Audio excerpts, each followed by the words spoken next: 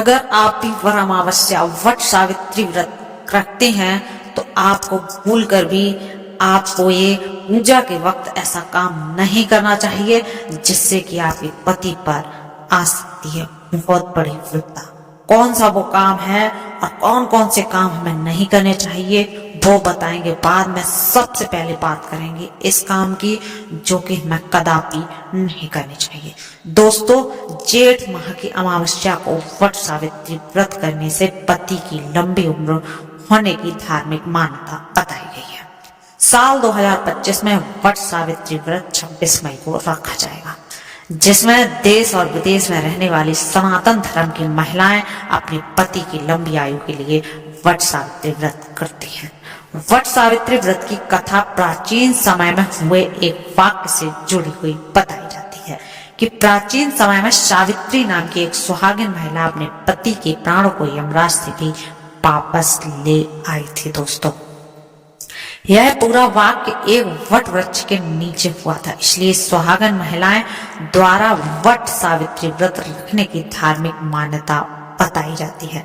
अब ऐसे में व्रत करते समय भूलवश कुछ ऐसे कार्य भी महिलाएं कर देती हैं जिसका परिणाम उन्हें उल्टा प्राप्त होता है।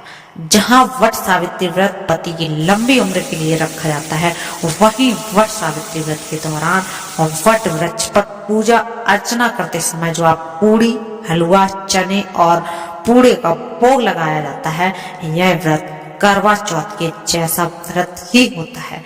जब इसमें महिलाएं अधिक मात्रा में वट वृक्ष पर पूजा अर्चना करते हुए ज्यादा मात्रा में भोग लगाकर वहां पर अन्न छोड़ देती हैं, तो उससे भी ज्योतिष शास्त्र के अनुसार अन्न का अपमान बताया गया है। जी हाँ दोस्तों, तो आपको क्या करना है आज हम बता रहे हैं।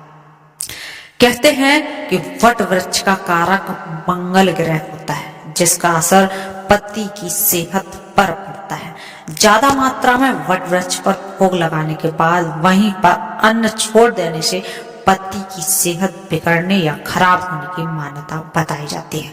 वहीं पेट का कारक गुरु है और गुरु पर शनि की दृष्टि चलने के कारण भोजन का अपमान नहीं करना चाहिए। दोस्तों, वहीं इस सवाल को लेकर हमने ज्योतिष शास्त्र के जानकार शशांक शेखर शर्मा से बातचीत की, तो उन्होंने बताया कि वट सावित्री व्रत पति की लंबी उम्र के लिए रखा जाने वाला व्रत है। इस व्रत के करने से पति की आयु में वृद्धि होती है और उनकी सेहत अच्छी रहती है। लेकिन व्रत के दौरान वट वृक्ष पर अन्न का भोग लगाने के बाद वहीं पर अन्न को छोड़ देने से उसका अपमान होता है।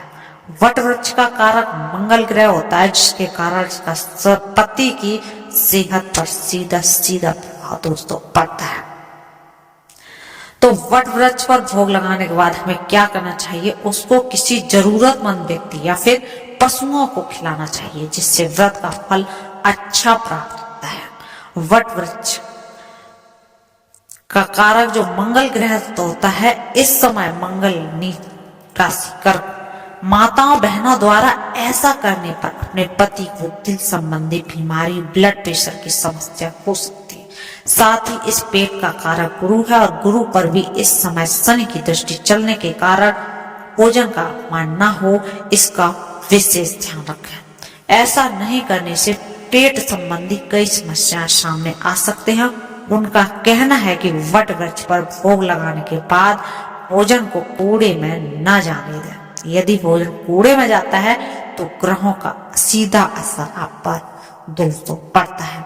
और अब हम बताने वाले हैं और कौन कौन से ऐसे काम हैं, कौन कौन सी ऐसी गलतियां हैं जो हमें वट अमावस्या पर कदापि नहीं करनी चाहिए। दोस्तों, तो दोस्तों, वट अमावस्या वट सावित्री व्रत जो भी महिलाएं रखती हैं, उन्हें कभी भी नीले, काले और सफेद रंग के वस्त्र, साड़ी या कुछ भी आप पहनती हैं उसे नहीं पहनना चाहिए। इसे बहुत ही अशुभ माना जाता है।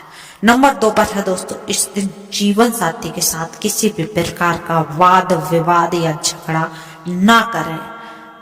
इसे करने से बिल्कुल बचना चाहिए इस दिन के लिए। नंबर 3 पर दोस्तों, वट सावित्री व्रत कर रही महिलाएं इस दिन पति के साथ जीवन भर साथ देने का संकल्प जरूर लें, जिससे कि आपको अच्छा लगेगा, नंबर 3 पर है दोस्तों, इस दिन तामसिक भोजन का सेवन ना करें। दोस्तों तामसिक भोजन की बात करें तो किसी भी व्रत में, किसी भी पूजा में हमें इसका प्रयोग कदापि नहीं करना चाहिए।